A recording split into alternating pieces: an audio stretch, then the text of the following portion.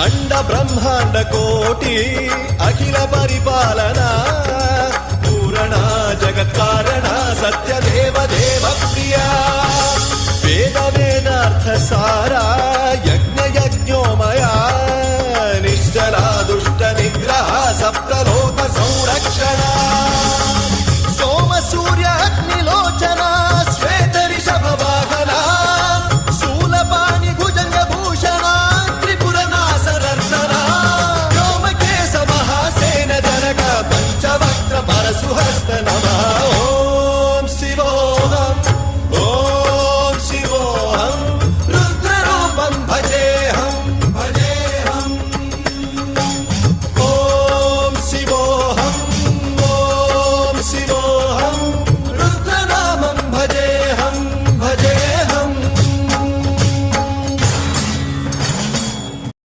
ముందుగా మీకు మీ కుటుంబ సభ్యులు అందరికీ మహాశివరాత్రి శుభాకాంక్షలండి. హలో అండి, ఇవాళ నేను రేపు వచ్చే మహాశివరాత్రి గురించి నాకు తెలిసిన కొంత స్టోరీ మీకు షేర్ చేస్తాను. అలాగే నా ATM10009 ఛానల్ని లైక్, షేర్ అండ్ సబ్స్క్రైబ్ చేయండి, మర్చిపోకండి. మహాశివరాత్రి 2026 వచ్చేసింది. శైవక్షేత్రాలు ఇప్పటికే ముస్తాబయ్యాయి. ఉపవాస దీక్షలు చేసేందుకు భక్తులు ఏర్పాట్లు చేసుకుంటున్నారు. అయితే మహాశివరాత్రి శుభగడియలు ఏంటి, ఏ సమయంలో పూజలు చేయాలి, ఏ సమయంలో అభిషేకాలు చేయాలి అనే విషయాలపై భక్తులకు ఎన్నో సందేహాలు ఉన్నాయి. అయితే శివరాత్రి రోజు ఏ సమయంలో ఏం చేయాలి అనే దానిపై క్లారిటీ ఇస్తున్నారు పండితులు. ఈ సమయంలో శుభముహూర్తం మరియు పూజా సమయాలను తెలుసుకోవడం ప్రతి భక్తులకు అత్యంత ముఖ్యం. ఈ సంవత్సరం మహాశివరాత్రి పాల్గొన కృష్ణ చతుర్థి నాడు వస్తుంది. శివుడు మరియు పార్వతీదేవి వివాహం జరిగిన రోజునందుకు ఈ రోజు ప్రత్యేకమైన పవిత్రత కలిగి ఉంటుంది.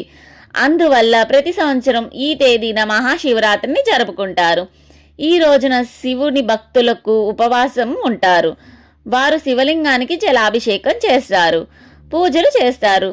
ఈసారి కూడా భక్తులు పూర్తి విశ్వాసం, ఉత్సాహంతో జలాభిషేకం చేయడానికి దేవాలయాలు మరియు శివాలయాలను చేరుకుంటారు. మహాశివరాత్రి నాడు జలాభిషేకానికి అనుకూలమైన సమయాన్ని తెలుసుకుందాం. మహాశివరాత్రి ఉపవాసం మరియు పూజా సమయాల గురించి తెలుసుకుందాం. ఉపవాసం ఫిబ్రవరి 15 సాయంత్రం 5:04 నుండి ఫిబ్రవరి 16 సాయంత్రం 5:34 వరకు ఉపవాసం చేయాలి.